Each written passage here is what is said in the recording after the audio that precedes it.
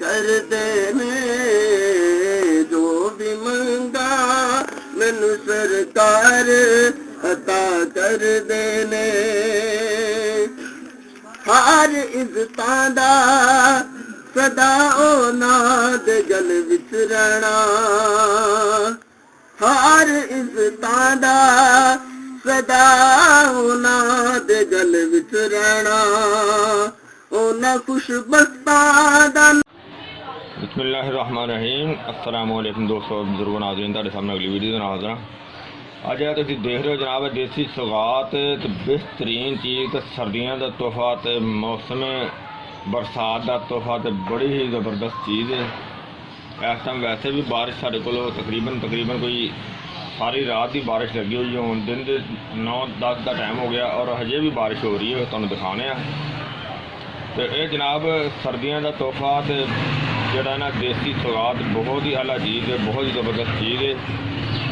तो यह तुम देख रहे हो तुहाडे सामने आ कि जो ये लड्डू बने हुए हैं देसी सौगात के, तो बहुत सुंदर चीज़ है और ये हर एक की पसंद है, छोटियां की पसंद है, वड्डियां की पसंद है, तो बड़ी ही ज़बरदस्त चीज़ है।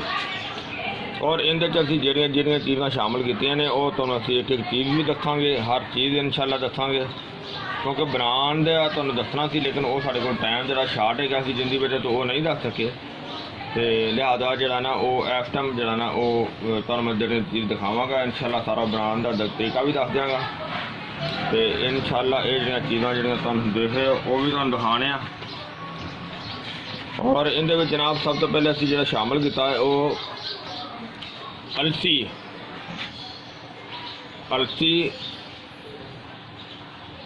के बीज होंगे ने वो इहदे शामिल करीदे ने। और इहदे तो इलावा जनाब असीं इहदे दूसरे नंबर पर शामिल किया खुश्क दुध, जिसकी वजह से बहुत ही टेस्टी तो बड़ी ही जायकेदार तो मज़ेदार बनी है। और मजीद असीं इहदे ਜਿਹੜੀਆਂ चीज़ां शामिल कीतियां ने वो तुहानूं मैं इहदा वजन भी नाल दसदा जावां कि असीं इहदे च जिहड़ा शामिल किया है अलसी 2 किलो। तुसीं अगर जिस दोस्त ने भी बनानी होवे उहदा वजन जिहड़ा ना अपनी मर्जी नाल थोड़ा भी कर सकदा, घट भी कर सकदा, वध भी कर सकदा। और असीं जिहड़ा इहदे शामिल किया है कि अलसी, क्योंकि साडे कोल साडे दोस्त ने कोई इत्थे नाल सोसाइटी हैगी कनाल व्यू, उहदे विच कुछ दोस्तां दी डिमांड सी जिहड़े कि साडे कोल हर साल बनवाउंदे ने, क्योंकि वो फिर वो जो ना सर्दियों के बारिश मौसम के इस्तेमाल करते हैं। बहुत ही आला सुंदर चीज़ हैगी है। तो वो जनाब फिर मैं सोचा कि सारे दोस्तों नाल बना के बनाई हुई जी ने शेयर करनी चाहिए है, ताकि जोड़ा भी दोस्त सर्दी के मज़े लेने हो या बारिश के मज़े लेने हो उनके वास्ते बना के इस्तेमाल कर सकता है। तो असीं जो अपना वजन जो इहदे शामिल किया वो तो असीं तुहानूं उस हिसाब नाल दसांगे। तुसीं अपनी मर्जी नाल जिन्ना चीज़ भी शामिल करनी चाहो वो कर सकते हो, इहदे कोई ऐसा मसला नहीं है। इहदे असीं जनाब चीज़ां शामिल कीतियां ने अलसी जिहड़ी वो 2 किलो और साबत इसबगोल उहदे च असीं इहदे शामिल किया है आधा किलो, यानी कि 500 ग्राम। खुश्क दूध जिहड़ा ना वो आधा किलो, सौंफ वो 100 ग्राम। और इहदे च नारियल असीं शामिल किया पाउडर बना के वो 200 ग्राम। तो मगज़ बादाम गुड़बंदी वो असीं इहदे शामिल किए ने 1 पाओ। तो काजू जरा ना वो इहदे शामिल किया 200 ग्राम। तो देसी घी इहदे शामिल किया जनाब 400 ग्राम। और इहदे तो अलावा इहदे असीं कर्नफल शामिल किए ने 50 ग्राम। तो इहदे चारे मगज़ शामिल किए ने जनाब असीं 200 ग्राम। और क्योड़े के चंद कतरे इहदे और इहदे तो अलावा असीं गुड़ इहदे शामिल किया 2 किलो। तो उहदे तो थोड़ा जिहा ज़्यादा सी। और इहदे तो अलावा असीं इहदे शामिल किया जनाब मगज़ अखरोट 1 पाओ। तो खशखाश 200 ग्राम। तो सफ़ेद तिल वो तकरीबन 100 ग्राम। यह चीज़ां जिहड़ियां तुसीं देखो तुहाडे सामने जिहड़ियां असीं शामिल कीतियां ने। तो और हुण असीं तुहानूं दिखाने नाल देखो मौसम का समा हुण भी बड़ा जिहड़ा ना वो ज़बरदस्त है, क्योंकि बारिश हो रही है। और देखो बाहर का समा है। तो मजीद असीं तुहानूं होर भी दिखाने बारिश का मौसम बहुत ज़्यादा बनया हुआ है।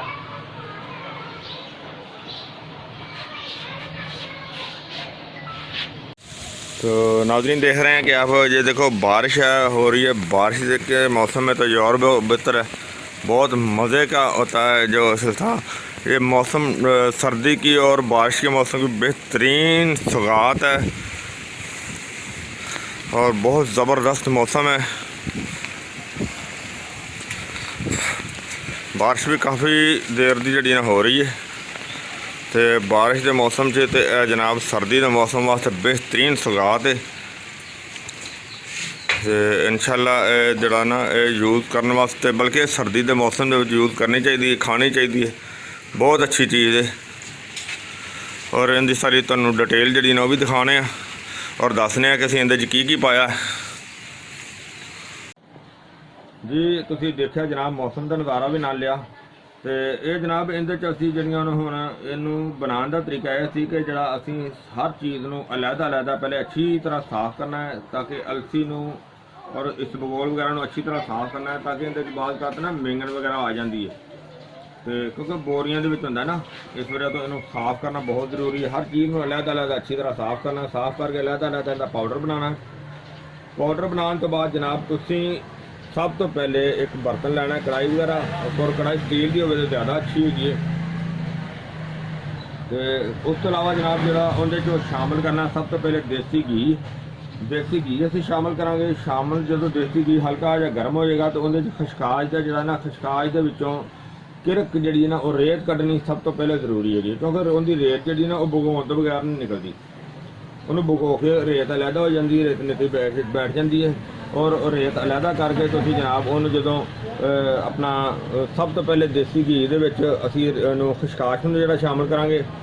उन्होंने जो रखांगे तो उनका जो पानी वो खुश्क हो जाएगा ताकि साड़ी जो ना लड्डू जल्दी खराब ना हो।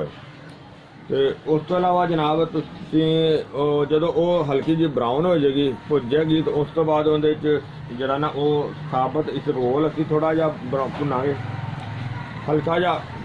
उनके तो बाद जनाब बाकी सारियां आयली चीज़ां ने ना वो असी सारियां दे शामिल करांगे, जिंदे विच आ जांदे ने अपना अखरोट आ गया, काजू आ गया, और इनके तो अलावा अपना नारियल आ गया, मगज़ बादाम आ गया। ये खुश्क चीज़ां जिहड़ियां कि ये चीज़ां असीं शामिल करांगे, जिहड़ियां आयली चीज़ां ने वो शामिल करन तो बाद जनाब असीं उहनूं फिर थोड़ा जिहा भुन के तो उस तो बाद जनाब असीं जिहड़ा ना साडे कोल बाकी जी अलसी पीसी हुई पाउडर बनाई हुई होगी असीं वो इहदे शामिल करांगे। अलसी दे शामिल करन तो बाद उहनूं जिहड़ा ना हल्की आंच ते भुनांगे अच्छी तरह, हल्की आंच ते भुन के अच्छी तरह। तो उस तो बाद जनाब असीं उहनूं जिहड़ा गुड़ होएगा साडा उहदी असीं अलहदा चास बना लैनी है। उहदी अलहदा चास बनावांगे और उहदे च इन्ना कुछ पानी शामिल करना है, मतलब कि 2 किलो गुड़ उहदे ज़्यादा से ज़्यादा 3 तो 4 गिलास पानी के शामिल करांगे। 4 गिलास शामिल करके उन्होंने अच्छी तरह जो गुड़ नूं पका लवांगे। उस तो बाद गुड़ का जिहड़ा साडा कौम गुड़ का बनया होगा, चाणी गुड़ की बनी होगी चाश, उन्होंने असीं जनाब वो भुन के किसी भी लोहे की पूनी के भुन के तो असीं उहदे शामिल करांगे और उहदे बाकी के सारे पाउडर जिहड़ा भी साडे कोल होएगा वो असीं उहदे शामिल कर लांगे। शामिल करन तो बाद जनाब असीं उहनूं अच्छी तरह मिक्स करांगे। अच्छी तरह मिक्स करन तो बाद उहनूं असीं जिहड़ा ना उहने तो फुल गर्म होएगा, उहनूं थोड़ा जिहा ठंडा करांगे। ठंडा करन तो बाद जनाब असीं उहदे जिस तरह तुसीं देख रहे हो इहदे असीं लड्डू बना देंगे। और ये बहुत ही टेस्टी है, मौसम सर्दी वास्ते बहुत ही आला तोहफा है और ताकत वास्ते बेहतरीन ज़बरदस्त है। और ये 3 in 1 है, यानी कि बच्चे बुढ़े लेडीज जेंट्स सारे इस्तेमाल कर सकते हैं। उनकी कोई ममानत नहीं है कि किसी किस्म का मसला नहीं, सारे वास्ते ताकत वास्ते बेहतरीन ठीक है। लेकिन जेंट्स वास्ते बेहतर है कि अगर ये 2 लड्डू खा के उत्तों गर्म दुध इस्तेमाल करे तो बेहतरीन जड़ा ना मसाने की ताकत वास्ते वो भी बेहतरीन, लेडीज वास्ते जेंट्स वास्ते बल्कि सारे वास्ते बेहतरीन चीज़ है। और ये जड़ा फार्मूला तजवीज़ किया बहुत ही आला, बहुत सुंदर है, उन्होंने बड़ा ज़्यादा पसंद किया गया। तो और मैं इस वजह तो सारे दोस्तों नाल भी शेयर कर देता है और मैं उम्मीद करना ये सारी वीडियो तुहानूं अच्छी लगी होगी। इन्हूं तुसीं लाइक करियो, शेयर करियो, सब्सक्राइब करना बिल्कुल नहीं भूलना। इंशाल्लाह अगली वीडियो के नाल फिर मिलांगे। इजाज़त, अल्लाह हाफिज़, अस्सलामु अलैकुम वरहमतुल्लाहि वबरकातुहू।